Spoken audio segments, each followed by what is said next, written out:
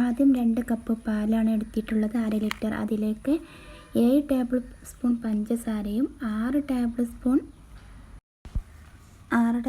നമ്മുടെ main ചേരുവയായ cornflour പൊടിയും കൂടി ചേർത്ത് നന്നായി മിക്സ് ചെയ്യുക.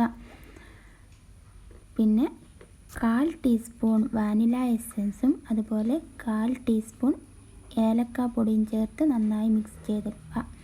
ഇനിയാണ് നമ്മൾ ഫ്ലെയിം കത്തിക്കാൻ പോകുന്നത്. ഫ്ലെയിം കത്തിച്ച് നന്നായി മിക്സ് ചെയ്ത് യോജിപ്പിച്ച് കുറുക്കിയെടുക്കണം. ചെറിയ തീയിൽ വെച്ചിട്ടാണ് കുറുക്കിയെടുക്കേണ്ടത്. തീ ഒരിക്കലും കൂട്ടി വെക്കാൻ പാടില്ല.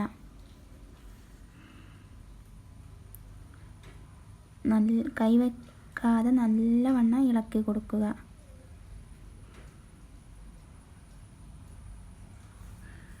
അടി കട്ടിയുള്ള പാത്രം എടുക്കാൻ ശ്രദ്ധിക്കുക. പെട്ടെന്ന് അടിയിൽ പിടിക്കാൻ സാധ്യതയുണ്ട്. നന്നായി ഇളക്കി കൊടുക്കുക. നന്നായി കുറുകി വരണം. കുറുകി വന്നതിന് ശേഷം ഒരു 10 മിനിറ്റ് മതിയാവും. നന്നായിട്ട് ഇളക്കി മിക്സ് ചെയ്ത് കുറുക്കിയെടുക്കുക. വീട്ടിൽ എളുപ്പത്തിൽ ഉണ്ടാക്കാൻ പറ്റുന്ന നല്ല ടേസ്റ്റി ആയിട്ടുള്ള റെസിപ്പിയാണ്. വളരെ ടേസ്റ്റാണ് ഈ പുഡിങ്ങിന്. ഇനി നമ്മൾ എടുത്തു വച്ചിരിക്കുന്ന പാത്രത്തിലേക്ക് ചൂടോട് കൂടെ തന്നെ ഒഴിച്ചു കൊടുക്കുക. ചൂടാറിയ ശേഷം ഫ്രിഡ്ജിൽ വെച്ച് 4 മണിക്കൂർ തണുപ്പിച്ചെടുക്കുക. ശേഷം ഇഷ്ടപ്പെട്ട ഷേപ്പിൽ കട്ട് ചെയ്ത് കഴിക്കുക.